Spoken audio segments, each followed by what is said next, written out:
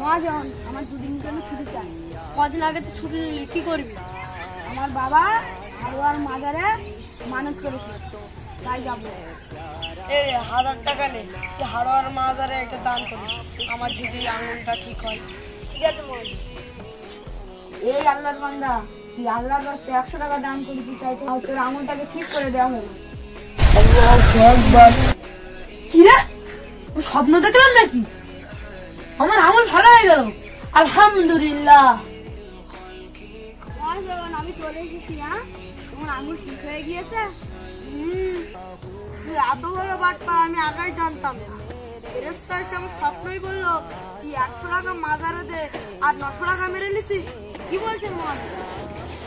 আমি তো দাদা, আমি সারাদিন কিছু খাইনি, আমার দুটো দাও কিছু। মহাজন তোমার 1000 টাকা মাজারে দান করতে বলেছে, আমি 100 টাকা রেখে দিই।